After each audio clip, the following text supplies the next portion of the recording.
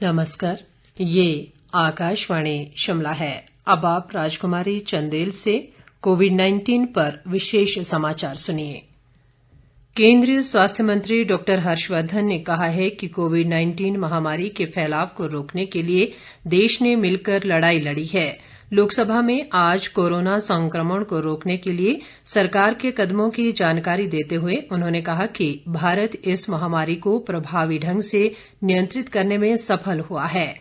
स्वास्थ्य मंत्री ने कहा कि देश में संक्रमण से होने वाली मृत्यु की दर लगभग 1.65% है, जबकि विश्व में ये 3.2% है। डॉक्टर हर्षवर्धन ने कहा कि इस समय लगभग 0.5% कोविड मरीज वेंटिलेटर पर हैं और 1% से कम मरीजों को आईसीयू में रखा गया है। उन्होंने कहा कि सरकार के समय से उठाए गए कदमों के कारण संक्रमण को देश की आबादी के प्रति 10 लाख में से लगभग 3,000 तक सीमित रखा है। केंद्र सरकार ने कहा है कि देश में कोविड-19 से स्वस्थ होने वालों की दर 78% तक पहुंच गई है। पिछले 24 घंटों के दौरान 77,000 से अधिक कोविड रोगी स्वस्थ हुए हैं। स्वास्थ्य मंत्रालय के अनुसार स्वस्थ होने वालों की कुल संख्या 37,80,000 से अधिक हो गई है। स्वस्थ होने वालों की संख्या में लगातार बढ़ोतरी हो रही है और वर्तमान में संक्रमित लोगों की कुल संख्या 20.36% रह गई है।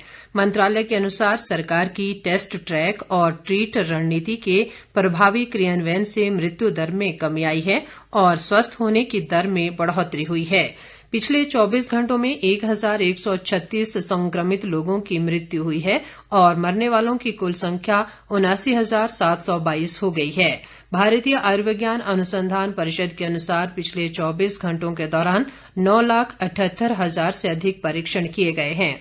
इसके साथ अब तक परीक्षण किए गए नमूनों की कुल संख्या 5,72,00,000 से अधिक हो गई है। वर्तमान में सरकारी व निजी कुल 1,717 प्रयोगशालाओं में लोगों को व्यापक परीक्षण सुविधाएं दी जा रही हैं। इधर प्रदेश में कोरोना संक्रमण के मामलों में वृद्धि लगातार जारी है और ये संख्या बढ़कर 9,598 हो गई है। पिछले 24 घंटों के दौरान प्रदेश में 326 नए मामलों की पुष्टि हुई है। प्रदेश में आज अभी तक कोरोना के 43 नए मामलों की पुष्टि हुई है। मंडी जिले में 42 जबकि शिमला में एक नया कोरोना मामला सामने आया है। स्वास्थ्य विभाग द्वारा जारी हेल्थ बुलेटिन के अनुसार प्रदेश में मौजूदा समय में 3,367 कोरोना मरीज विभिन्न अस्पतालों में उपचाराधीन हैं और 6,137 मरीज स्वस्थ हो चुके हैं। राज्य में कोविड-19 से अब तक 77 लोगों की मौत हो चुकी है। सोलन जिले में कोरोना के सर्वाधिक 745 सक्रिय मामले हैं। इसी तरह कांगड़ा में 576, मंडी में 456, ऊना में 354, सिरमौर में 297, शिमला में 258, बिलासपुर में 194, हमीरपुर में 169, चंबा में 148, कुल्लू में 117, किन्नौर में 44 और लाहौल स्पीति जिले में 11 कोरोना रोगी उपचाराधीन हैं। प्रदेश कांग्रेस ने शिमला स्थित दीनदयाल उपाध्याय अस्पताल में ओपीडी शुरू करने की सरकार से मांग की है।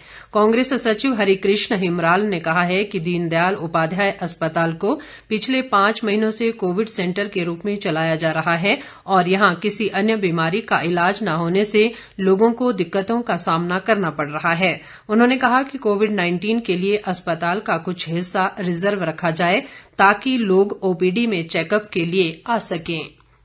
देश के 13 राज्यों ने क्षतिपूर्ति में कमी से निपटने के लिए वस्तु और सेवा कर जीएसटी परिषद द्वारा प्रस्तावित उधारी विकल्पों पर अपना निर्णय स्पष्ट कर दिया है। वित्त मंत्रालय के सूत्रों ने बताया है कि गोवा, असम, अरुणाचल प्रदेश, नागालैंड, मिजोरम और हिमाचल प्रदेश 1 या 2 दिन में अपना विकल्प देंगे। पिछले महीने जीएसटी परिषद ने अपनी 41वीं बैठक में सदस्य राज्यों को क्षतिपूर्ति में कमी से निपटने के लिए 2 उधारी विकल्प दिए थे। पहले विकल्प में राज्यों को जीएसटी लागू होने से धन की कमी के लिए उधार लेने का प्रस्ताव किया गया था। वित्त मंत्रालय के विशेष ऋण उपाय के अंतर्गत करीब 97,000 करोड़ रुपए उधार लेने का विकल्प किया गया था। दूसरे विकल्प में राज्यों को प्रस्ताव दिया गया था कि वे कोविड असर सहित 2,35,000 करोड़ रुपए की क्षतिपूर्ति की पूरी कमी बाजार ऋण के माध्यम से करें। इसके साथ ही ये समाचार बुलेटिन समाप्त हुआ। नमस्कार।